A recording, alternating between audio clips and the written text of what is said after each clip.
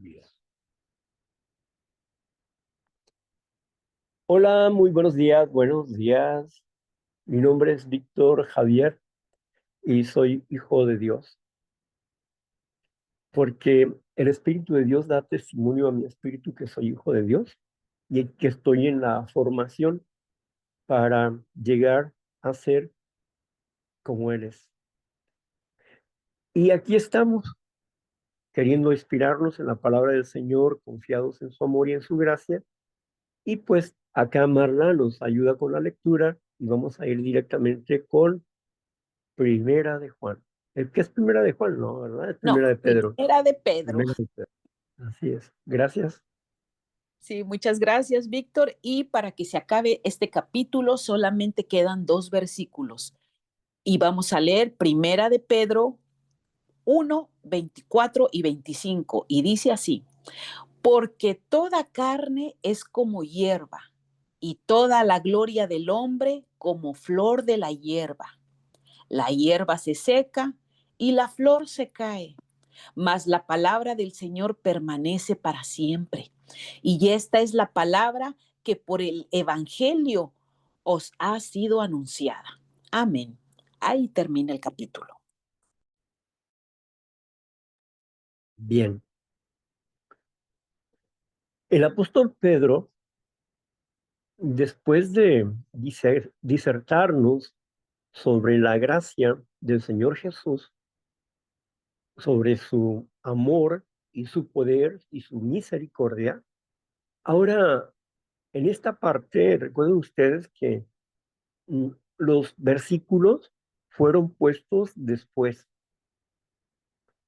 Y a veces los versículos no están de acuerdo al término de lo que está pretendiendo decirnos el apóstol Pedro. ¿Sí? Las personas ponen títulos y recuadran un espacio, pero muchas veces esos espacios están equivocados, ¿verdad?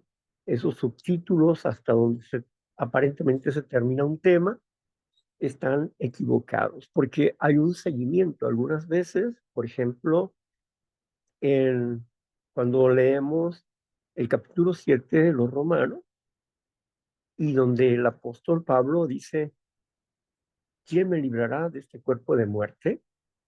Tenemos que llegar hasta el capítulo 8, versículo 1. ¿Por qué?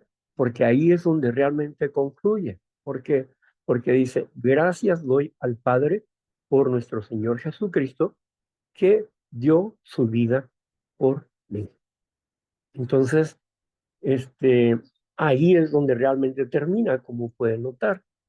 Por eso es importante ver bien el contexto y no confiarse en que las personas que le hicieron esos recuadros hayan sido correctamente, ¿no?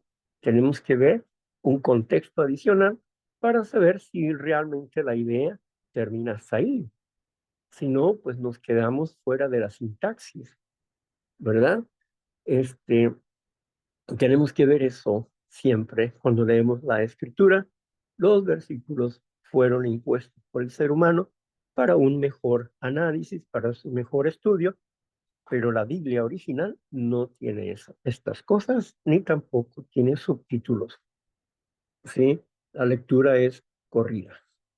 Pero bueno, aquí nos habla acerca de cómo es la vida.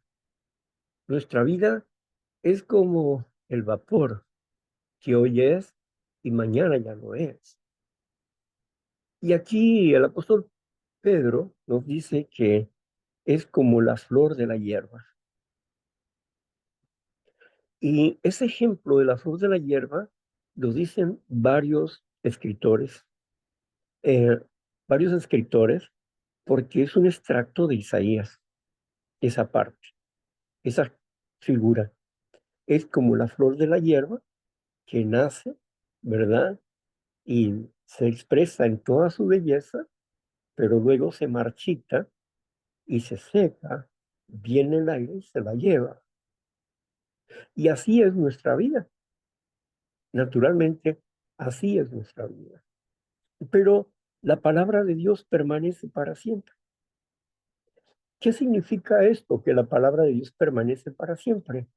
¿Qué tiene que ver con la flor y la hierba y la muerte y la palabra de Dios?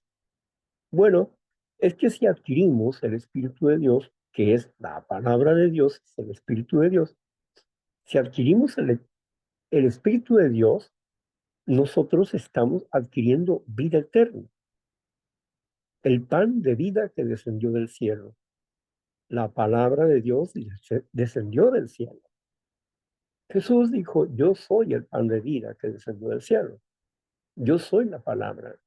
Y también dijo, no solo de pan vive el hombre, sino de toda palabra que sale de la boca de Dios. Entonces, obtenemos vida a través de la palabra. Por eso el apóstol Pedro puntualiza aquí que la palabra de Dios permanece para siempre. Quiere decir que no me confíe en mi frondosa humanidad, que no me confíe en las riquezas ni en la estancia de este mundo, porque un día, un día nos vamos a desvanecer como esa hierba. Un día vamos a morir y por algunos años nos recordarán y el mundo se olvidará de nosotros, pero hay algo que queda como testimonio de nuestras vidas, de nuestro paso por esta vida. Nuestro testimonio puede ser perenne como la hierba o puede ser eterno. Y eso depende de cómo nos estemos alimentando el día de hoy. ¿De qué espíritu me alimento? ¿De la carne o del espíritu de Dios? En Romanos 8:9 nos dice que el que no tiene el espíritu de Cristo, el tal no es de él. Así que si queremos adquirir el espíritu de Cristo, necesitamos tomar de su palabra y hacer la carne en nosotros, hacer carne la eternidad. Ustedes estudian las escrituras porque, porque creen que en ella está la vida eterna. Y ellas hablan de mí, decía el Señor Jesús. ¿Por qué les decía eso? Aunque realmente este versículo que cito es malversado muchas veces, ¿no? Porque dice, ustedes escudriñan las escrituras, pero siempre lo ponen como para que invitarte a que estudies y escudriñes las escrituras. Pero no es así, el versículo no está en ese contexto. El versículo es una reclamación al pueblo, a los entendidos, a los religiosos de ese tiempo. Es una reclamación de parte de Jesús. Ustedes estudian o escudriñan o profundizan en las escrituras porque creen que en ellas está la vida eterna y ellas hablan de mí. ¿De quién habla? De la vida eterna en Cristo Jesús. De eso habla. Es importante, ¿verdad? Como muchas veces hemos oído un versículo que está mal puesto, está mal interpretado, ¿verdad? Si queremos decir que debes de estudiar la escritura, yo preferiría decirte segunda de Timoteo 3, 16, 17, o bien Hebreo capítulo 4, versículo 12, porque en estos dos versículos, los tres versículos, nos habla acerca de la importancia de la palabra y lo que va formando en nosotros y las capacidades que nos va dando. El apóstol Pedro nos dice, Pablo nos habla que nuestras capacidades mentales son poderosas en Dios para discernir y derribar todo argumento que se levanta en contra de la sana doctrina, de la sana enseñanza, del pan de vida, derribando todo engaño. Y para eso es que nos preparamos, para aprender a discernir y no caer en el engaño que comúnmente caen muchas personas. Así que comamos del pan de vida, comamos palabra de Dios, porque estamos adquiriendo eternidad cuando se hace carne en nosotros. Bendición. Gracias.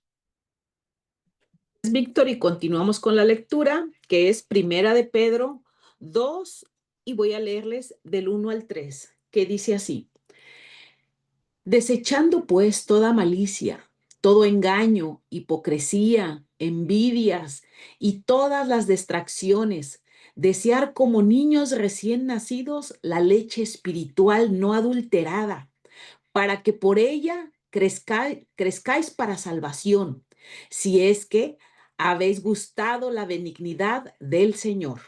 Amén.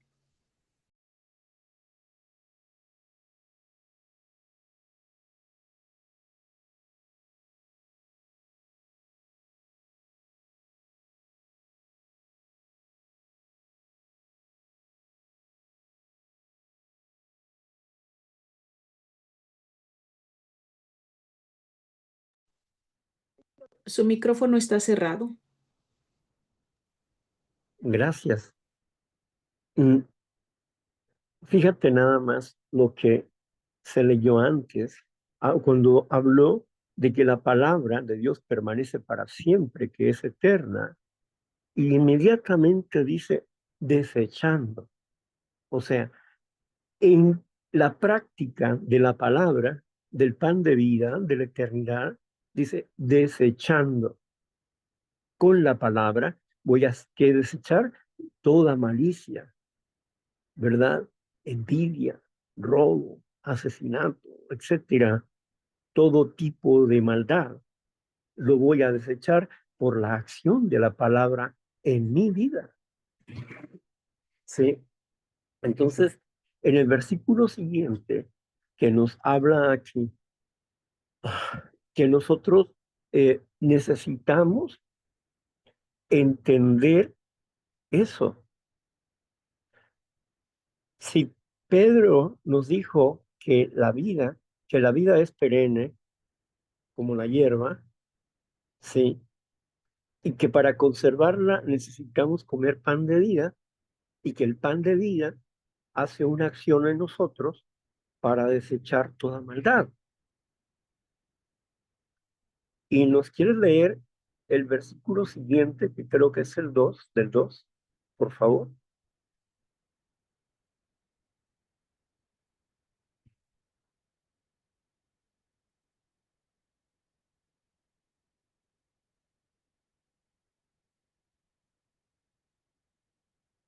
No te escuchamos, Marla.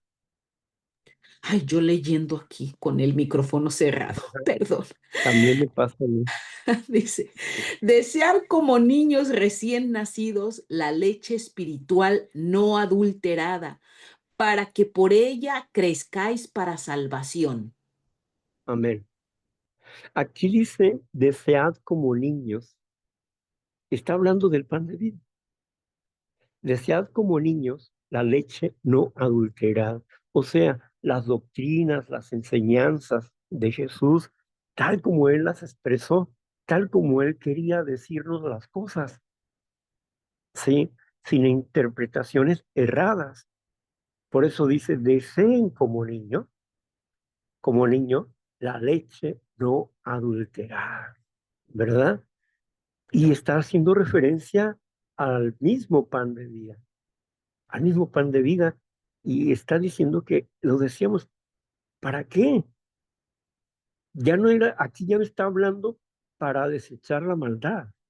Aquí dice para que crezcamos en la gracia, en el anhelo de la salvación, para que seamos hábiles para Cristo y logremos nosotros llegar a la estatura que necesitamos crecer para ser hijos de Dios. Necesitamos llegar a esa estatura, pero ¿cómo vamos a llegar? ¿Por qué digo yo que necesitamos llegar a esa estatura? Vayamos a Apocalipsis capítulo 11, versículo 1 y 2. Apocalipsis capítulo 11, versículo 1 y 2. Apocalipsis 11, 1 y 2. Dice así. Entonces me fue dada una caña semejante a una vara de medir, y se me dijo, levántate y mide el templo de Dios y el altar y a los que adoran en él, pero el patio que está fuera del templo, déjalo aparte y no lo midas, porque ha sido entregado a los gentiles y ellos hollarán la ciudad santa 42 meses. ¿Ok? Aquí dice el apóstol Juan, porque escribe aquí el apóstol Juan, dice él, y se me dio una vara de medir, se me dio una vara semejante a una vara de medir. O sea que no era una vara propiamente de medir, sino que era una vara especial. Esa vara especial con la que Juan tenía que medir al templo. Los que están en el patio son los que desean entrar a adorar. El templo son los que están siendo elegidos y están midiendo su crecimiento. La vara de medir son los 10 mandamientos. Y aquí se está midiendo a los que están adentro para ver si han alcanzado la fidelidad que se requiere. Pero el patio que está afuera fue entregado a los gentiles. ¿Quiénes se quedaron afuera? El apóstol Pablo nos explica que nosotros podemos poner en la roca, en Cristo Jesús, joyas preciosas, oro y plata, pero también podemos poner madera, hojarasca y heno. Y que cada de nuestras acciones, cada una de nuestras acciones, que lo pone como figura de joyas, como figura de madera, de cosas perecederas, dice que el fuego lo probará y que el que fuego probará las dos cosas y que el que tenía madera, hojarasca y heno, obviamente que va a desaparecer toda su obra, va a desaparecer toda su obra. Y dice, y aunque sufrirá gran pérdida, no perderá la vida, o sea, la eternidad. Sufrirá gran pérdida porque no está apto para ser parte del reino de Dios en una posición más alta. Será parte del reino de Dios en una posición más baja. Pero tendrá, dice, pero también ahí dice, pero tendrá que pasar hacia la vida eterna a través de muchas tribulaciones, muchas tribulaciones. Entonces el patio que queda afuera son estas personas que no ejercieron carácter, que tienen una fe en el Evangelio y que pueden predicar el Evangelio, pero no ejercieron carácter en ellos y son débiles. Y estas personas tendrán que sufrir persecuciones y, bueno, siempre van a estar en tribulaciones porque no tienen un carácter fortalecido. Tienen una fe fortalecida, pero su carácter es débil. Así que sufrirá gran pérdida y tienen que ser probados por fuego y podrán llegar a la vida eterna, aunque a través de muchas tribulaciones, explica el apóstol Pablo. ¿Por qué? Porque la plata y el oro, la plata significa sabiduría, el oro significa fidelidad y una joya, un brillante, implica un rango dentro del reino de Dios. Recuerdan que llegó el hijo pródigo y el padre pidió ropas de príncipe, pero también pidió un ¿qué? Un anillo, ¿sí? Porque ese anillo denota el rango de la persona. Por eso la joya denota el rango que tendremos en el reino de Dios de acuerdo a nuestro crecimiento. ¿Sí?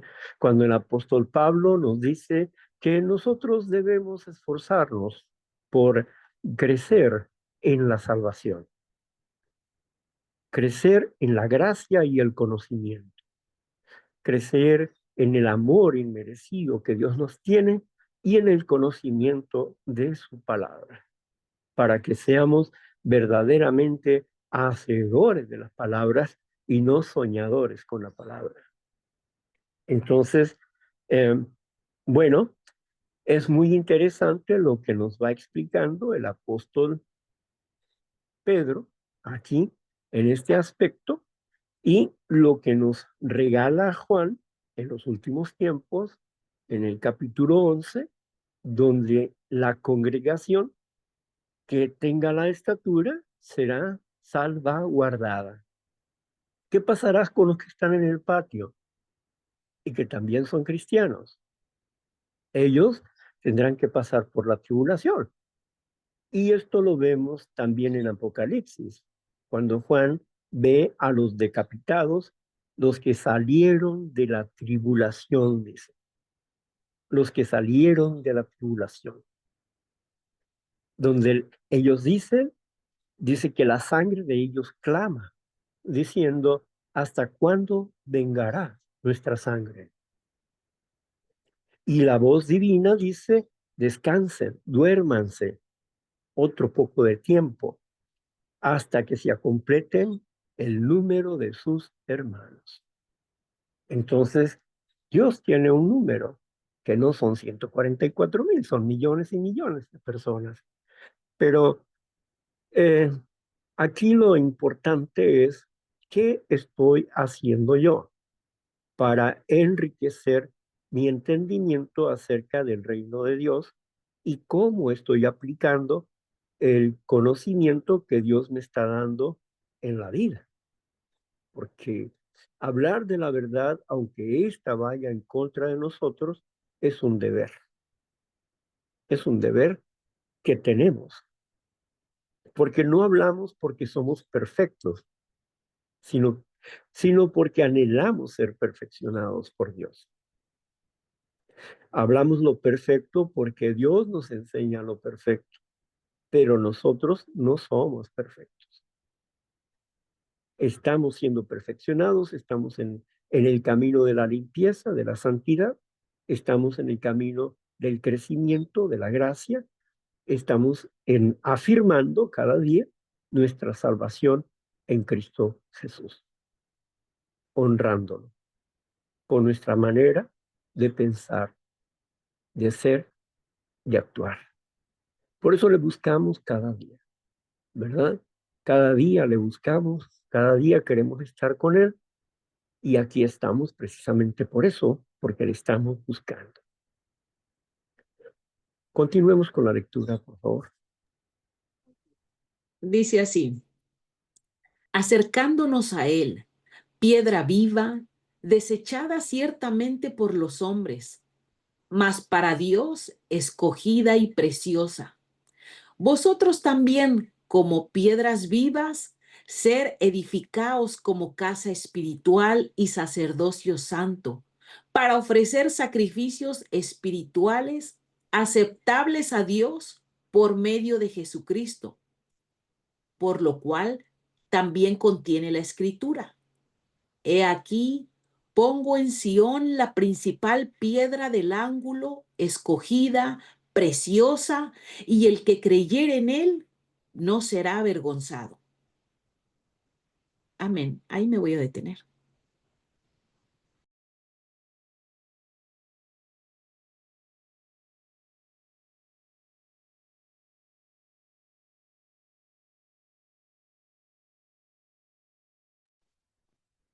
que siga leyendo más, Víctor? No, está bien así. Estaba eh, platicando con el micrófono cerrado. Mm, Bien, decía que hay que leer versículo por versículo para compenetrarnos mejor, porque es como si tenemos una botana delante de nosotros, pero queremos escoger lo mejor para nosotros, ¿sí? Entonces, esta comidita, pues hay que desmenuzarla, hay que saborearla para que haga provecho a nuestro espíritu. Así que me puede leer el primer versículo que leyó ahí, por favor. Sí, voy a leerle el 4 que dice así: acercaos a él, piedra viva, desechada ciertamente por los hombres, mas para Dios escogida y preciosa. Amén. Es muy importante esto, ¿no? Que los hombres desecharon a Jesús, no lo quisieron. Pero Dios escogió hombres para que lo amaran. Dios le regaló hombres a Jesús para que lo acompañaran y lo amaran en el camino. Él fue una piedra desechada por los hombres. Y es muy semejante a lo que sucedió con, con esa bella obra de arte de mármol creada por Da Vinci. Esta obra de arte que se le conoce como David el Pensador es un hombre que está desnudo con la mano sobre su barbilla pensando, la barbilla sobre su mano pensando. ¿Qué pasó? ¿Qué pasó con él, con este hombre? Bueno, pues había un concurso en la ciudad y y ese concurso, pues las personas necesitaban granito, ¿verdad? Para hacer la obra. Este escultor esperó hasta lo último y cuando llegó y pidió una roca de granito, le dijeron, ya no hay, solamente está una roca que nadie quiso, porque según ellos tiene un defecto. Y el escultor fue y la vio. Esa roca fue desechado por todos los escultores, pero él le dijo, está bien, llévenme esa roca. Y entonces él esculpió a esta interesante obra que fue la que ganó el premio. La piedra que desecharon los edificadores ha venido a ser la piedra del ángulo, o sea, la piedra que sostiene el puente entre los hombres y Dios. Jesucristo es el puente entre los hombres y Dios, es el medio por el que nosotros nos acercamos y conocemos al Padre. Él es el camino, es la verdad, es la vida. Cuando entendemos esto, que nos dice la Escritura, Dios ha escogido de lo desechado del mundo, de lo aborrecido del mundo, para avergonzar a los sabios de este mundo. Jesús, como piedra desechada por por los religiosos de su época, como piedra desechada, los avergonzó muchas veces. Por eso el pueblo le seguía a él, porque hablaba como quien tiene autoridad y no como los religiosos de la época. Jesús hacía una gran diferencia en sus palabras, en su manera de instrucción, en su manera de enseñanza. Era la roca que ellos estaban desechando. Pero también Era la roca que Dios estaba formando. Era la roca que le dio vida al camino de la salvación. Él es el autor y consumador de la fe, Jesucristo. Y así como Jesucristo, nosotros fuimos desechados de la sociedad, de nuestras familias, de nuestros amigos. Fuimos señalados y aún todavía somos señalados por causa de nuestro pasado. Pero lo que ellos no saben es que Dios nos está esculpiendo. Y así como el escultor esculpió a la perfecta obra de David, el pensador, también Dios está esculpiendo nuestras vidas para que lleguemos a ser hijos nacidos perfectos y eternos delante de su presencia. ¿No es maravilloso esto?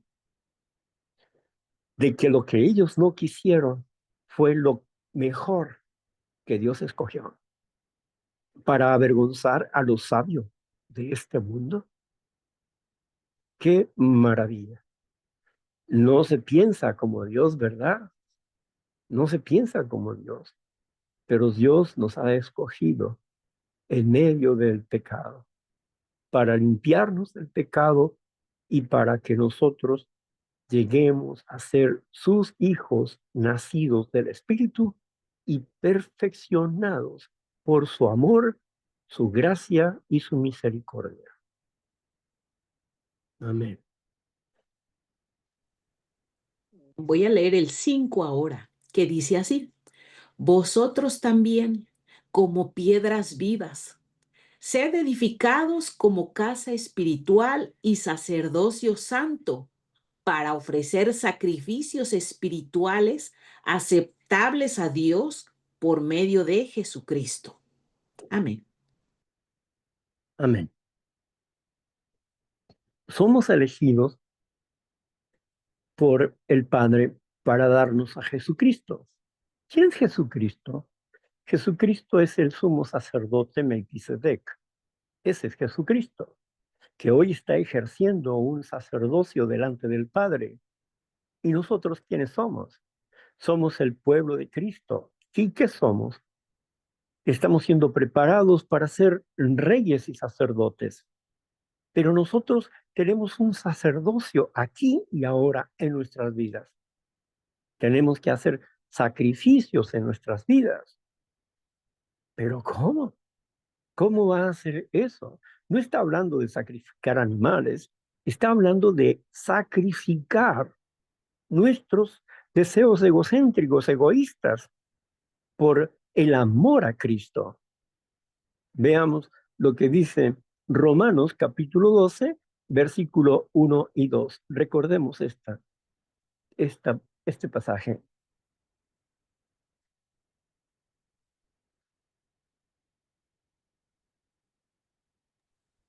Romanos 12, 1 y 2 dice así: así que, hermanos, os ruego por las misericordias de Dios que presentéis vuestros cuerpos en sacrificio vivo, santo, agradable a Dios, que es vuestro culto racional.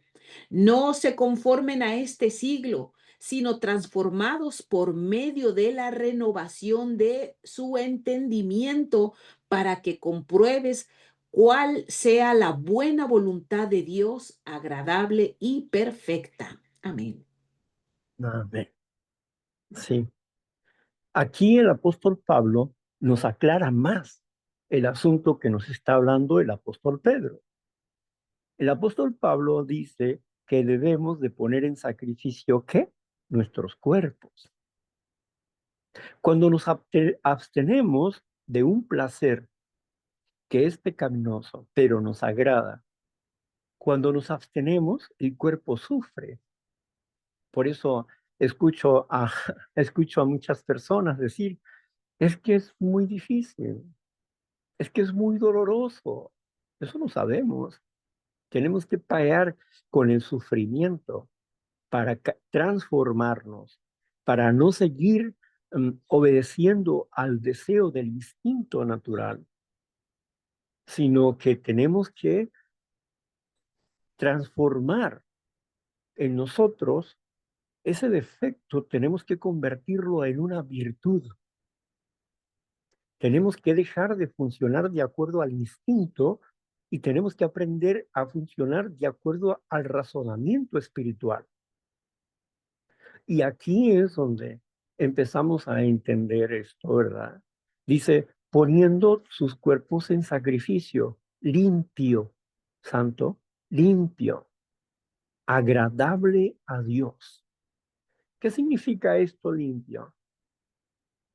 Limpio o santo significa que cuando nos sacrificamos para no quebrantar, para no violentar la ley de Dios, para acercarnos a Dios, nos ponemos en sacrificio vivo, santo, y luego dice, este es tu sacrificio racional. Culto significa sacrificio.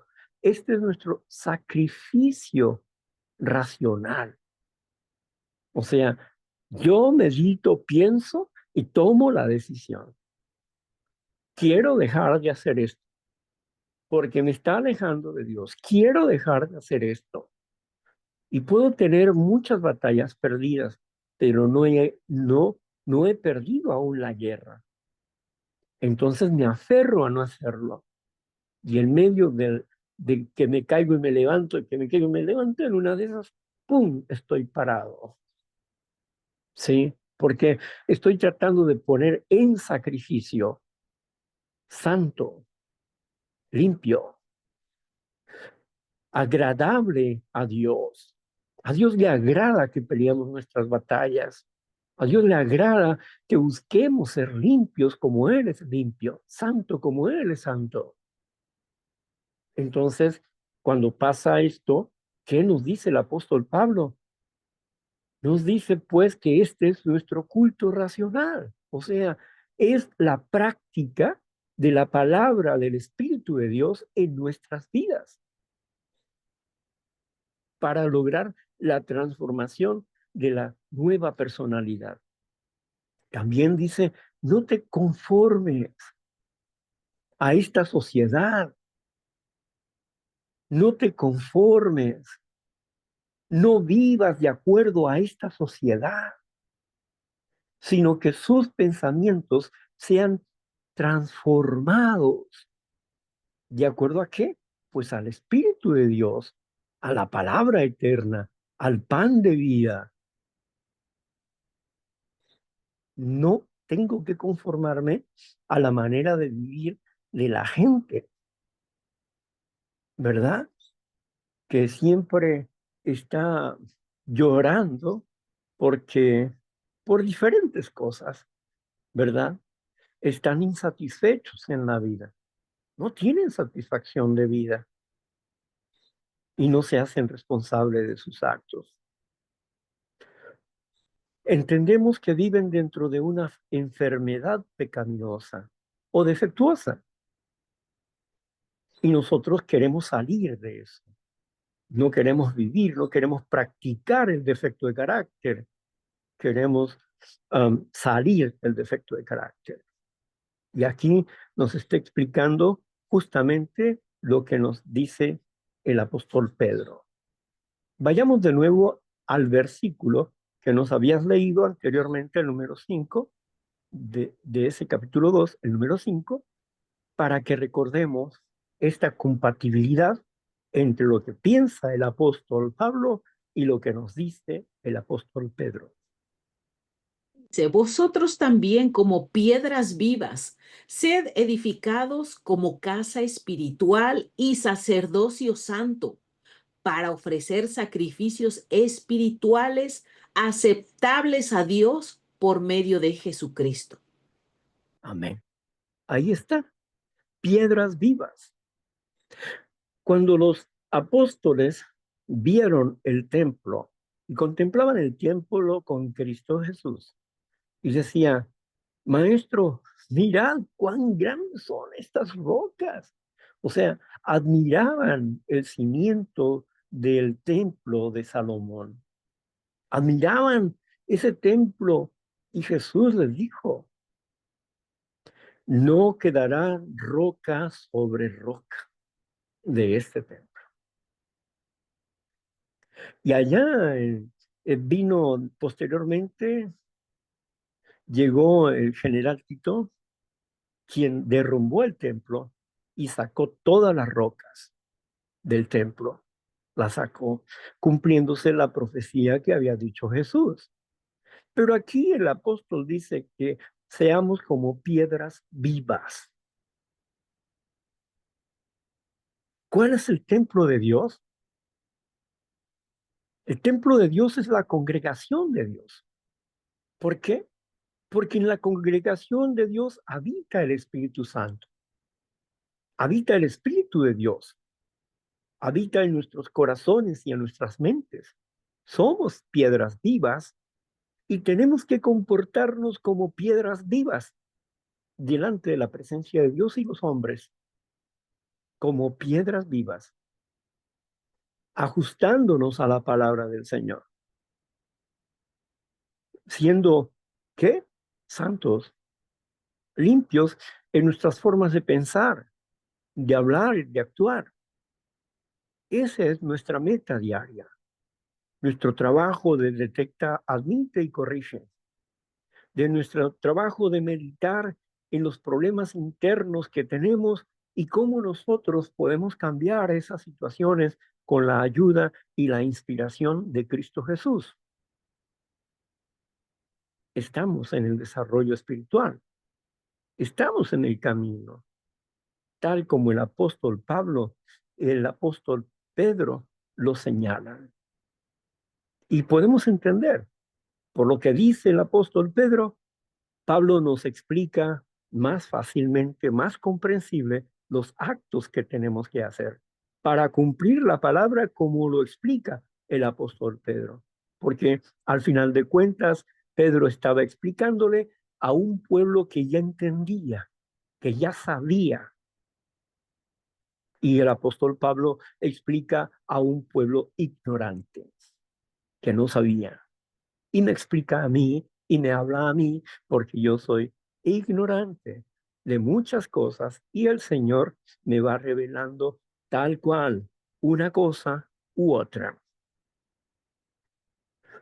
Y qué bueno que soy ignorante porque si no fuese ignorante, tal vez sería perfecto o tonto para siempre.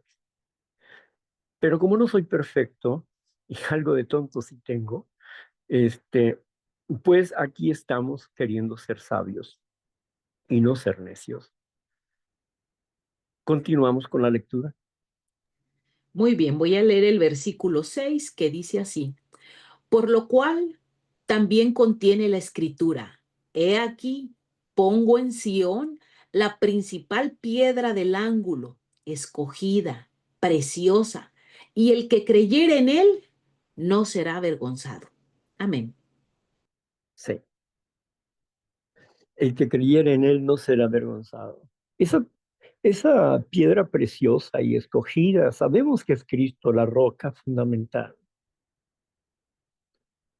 pero no seremos avergonzados, porque Él no se avergüenza de llamarnos hermanos, de llamarnos hijos de Dios, de llamarnos piedras preciosas.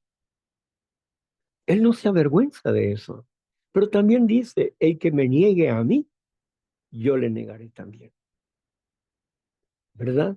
Porque Jesucristo nos enseñó que Él jamás negó al Padre, ni se adjudicó una autoridad más alta que la del Padre. Él siempre estuvo sujeto a su Padre. Lo que escucho hablar al Padre, esto es lo que yo hablo. El ejemplo que yo veo de mi Padre es lo que yo practico. Y si ustedes oyen mis palabras, no me oyen solo a mí, sino también oyen al Padre. Y si ustedes practican la palabra, ustedes son unos conmigo y con el Padre. Y el Padre y yo estamos en ustedes. Somos la unidad. Por esto es importante entender que no podemos o no debemos negar a Jesucristo nunca, nunca. Yo podré equivocarme mucho, pero negar a Cristo nunca, nunca. ¿Por qué? Porque Él me ha levantado para que yo dé testimonio de las obras buenas que Él está haciendo en este momento en la vida de millones de personas. Que yo dé testimonio de la forma en que Él está obrando en mí. Y escucho el testimonio de otras personas que también en sus vidas están obrando en ellos. Vayamos a Hebreos, al capítulo 12, versículo 1 y 2. Hebreos, capítulo 12, versículo 1 y 2. Sí. Por tanto, nosotros también teniendo en derredor nuestro tan grande nube de testigos, despojémonos de todo peso y del pecado que nos asedia, y corramos con paciencia la carrera que tenemos por delante, puestos los ojos en Jesús, el autor y consumador de la fe, el cual, por el gozo puesto delante de él, sufrió la cruz, menospreciado el aprobio, y se sentó a la diestra del trono de Dios. Amén. Amén. Aquí dice que nosotros, por tanto que tenemos una gran nube de testigos, dice, ¿no? Una gran nube de testigos. Desechemos al pecado, saquemos al pecado. Gracias porque estamos en grupos y estamos mejorando nuestras vidas. Las personas dan testimonios de lo que ellos perciben del Espíritu de Dios, ¿sí? En sus crecimientos de acuerdo a sus procesos. Y cada uno da un testimonio y tenemos una nube de testimonios de cómo están mejorando sus vidas, cómo están siendo alentadas sus vidas. Y si tenemos esto, no nos dejemos tomar por el pecado que nos asedia. Y esa palabra asediar quiere decir que es como ese león rugiente que anda alrededor viendo a quién corromper, a quién destruir. Así es el pecado, que nos asedia para destruirnos, para separarnos, para que nos condenemos, para que nosotros no tengamos el amor fraterno, no fingido, sino para que nosotros tengamos el amor de la hipocresía y de la falsedad.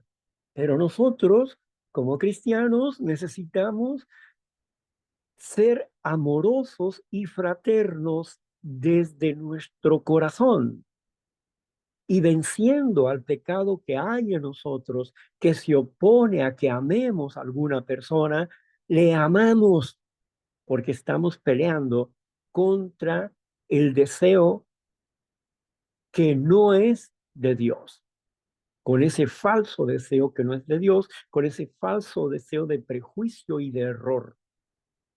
Debemos amar a las personas porque cada persona es una obra de Dios y es una posibilidad de que sea un hijo o una hija de Dios. Nosotros podemos conocer a las personas por sus frutos, pero también podemos equivocarnos. Por eso no juzgamos este sí y aquel no. No estamos seleccionando a los hijos de Dios. Ese es un trabajo de Dios y no nuestro. Nuestro deber es amar al trigo como a la cizaña, porque no podemos conocer la diferencia y si la conocemos, no podemos arrancar la cizaña. ¿Por qué? Porque no está en nosotros arrancar la cizaña, sino que tenemos que esperar a los tiempos de Dios. Es Dios, el Padre, quien dictamina los tiempos que se ha de hacer el juicio sobre esas situaciones y no nosotros. Como pueblo amado y escogido por Dios y que por su sacrificio santo y agradable a Dios, Jesús está sentado a la diestra del Padre, defendiéndonos del mal, justificándonos por la fe que Él tiene puesta en nosotros, por la fe que Él tiene puesta en nosotros, justificándonos del pecado, porque sabe que vamos a vencer, que somos más que vencedores en Él, en Cristo Jesús, porque no estamos solos, porque Él nos da la inspiración y la intuición para vencer. No estamos trabajando con palabras vacías, estamos trabajando bajo la influencia y el poder de Dios. Y esa debe de ser una certeza en el corazón de nosotros que deseamos afirmarnos en Cristo Jesús cada día, cada día. Así pues, vamos demostrando lo que Dios está haciendo en nuestros corazones. Qué maravilla, qué profundidad tiene la escritura y qué sencillez es su comprensión y qué sencillo es poder practicarlo, pero qué difícil es ante la oposición que tenemos en nuestras mentes como en nuestros cuerpos. Esa oposición que siempre está presente ahí. Y el enemigo quiere que vivamos en una conformidad con el pecado. Es que yo no puedo cambiar, es que por más que le busco, no la encuentro. Y entonces aprenden a negociar con el pecado y dejan de pelear la buena batalla de la paciencia. Dejan de pensar que ¿dónde está Cristo? Si dejas de pelear es porque tu fe no está puesta en la verdad de Jesús, sino está puesta en tu carne, en tu debilidad y no en la fuerza de Dios, ni en su palabra. Por eso tenemos que estar dispuestos a hacer sacrificios espirituales. Humildemente le pedimos a Dios que nos liberara de nuestros defectos de carácter.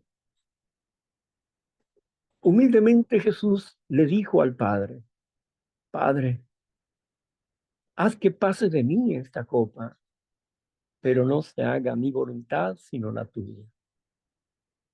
Y oraba Jesús y en su esfuerzo, en la visión que él estaba viendo en su interior, lo hacían sudar como gruesas gotas, como si fuesen sangre.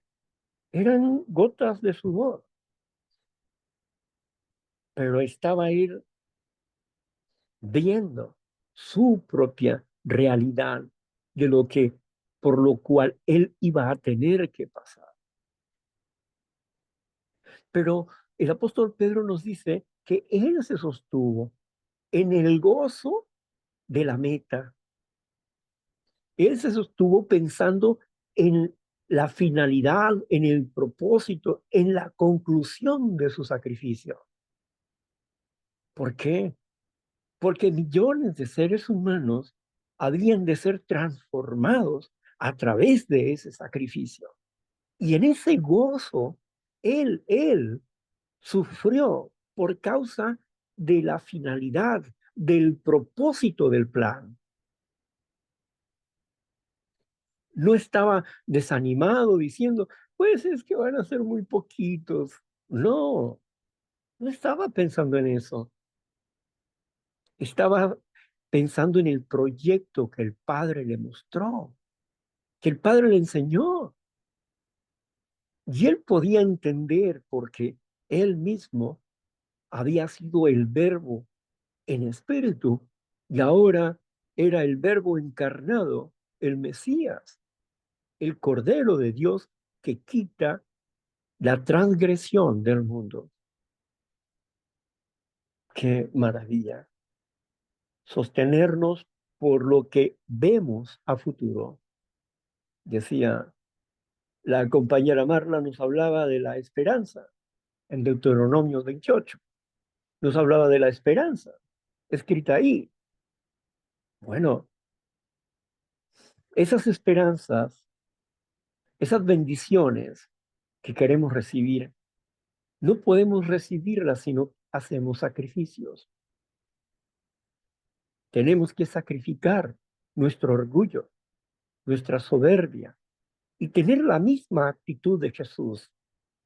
Pensar en la vida eterna, en el propósito que queremos lograr, en la meta donde queremos llegar. Y no solamente pensar, oh sí, voy a ser eterno y voy a ser igual al Señor Jesús y eso. No, es que tú, de aquel y millones de personas, en un instante, en un abrir y cerrar de ojos, millones de personas serán transformadas. Seremos un pueblo grande y eterno y permanente y perfecto. Y ya no habrá dolor, ni llanto, ni pobreza. Ya no habrá calor ni frío. Estaremos en otra dimensión y podremos valorar la materia de otra forma, de otra manera. Pero por mientras que llegamos a ese punto, esa es nuestra meta. Pero mientras que llegamos a ese punto, tenemos que luchar para ganar la mejor parte del reino. ¿Qué decían los apóstoles? ¿Qué decían los apóstoles? ¿Y qué vamos a ganar nosotros? Una parte en el reino del cielo, ¿no? En el reino de los cielos, porque el reino descenderá a la tierra. Entonces, ¿qué le dijo a aquella mujer pensando en las palabras de Jesús? Señor, yo quiero pedirte algo. Sí, adelante, mujer. Quiero que uno de mis hijos esté a tu derecha y otro esté a tu izquierda. Entonces Jesús le dijo, lo siento, yo no puedo cumplir eso porque esas decisiones no son mías, son las del Padre. Jesús no le explicó lo que explica Apocalipsis sobre quiénes estarán sentados cerca de Jesús, los 24 ancianos. No le explicó de eso, ¿no? Los 24 ancianos son los 12, los 12 patriarcas y también tenemos a los 12 apóstoles, los 24 ancianos. Así que, si bien sus hijos iban a estar ahí, pero Jesús le dijo, el lugar yo no lo escojo, lo escoge el Padre. Y en él, en sus manos, están las sazones de los tiempos. Es decir, él va decidiendo el tiempo para cada cosa. Es él el que va dando el ritmo. Es como si nosotros fuéramos una orquesta y Jesucristo el director y el Padre el que dio la partitura. Y Jesucristo está dirigiendo la obra que el Padre está ordenando. Y Él está marcando en esa partitura cuándo es el tiempo de los violines, cuándo es el tiempo de las trompetas, cuándo es el tiempo del conjunto, de todos en conjunto, cuándo es el tiempo. Los tiempos están en las manos del Padre. Jesús está preparándonos para que seamos obedientes, para que podamos escuchar la voz del Padre a través de Él y podamos ser obedientes, sensibles a su llamado. Mis ovejas oyen mi voz y me siguen. Entonces, si somos ovejas de Cristo, tenemos que ser sensibles a su llamado, a su cántico. a su esencia. Así que seamos imitadores de Cristo, porque Él es nuestro mejor ejemplo a seguir. Bueno, pues hasta aquí vamos a terminar con el tema el día de hoy. Y y bueno, pues agradezco a Marla por la lectura, por la paciencia, y agradezco a ustedes también por estar acá con nosotros. Voy a cerrar la grabación, como siempre lo hago, con el propósito de que ustedes también participen con sus entendimientos o sus preguntas, si hay alguna, etc.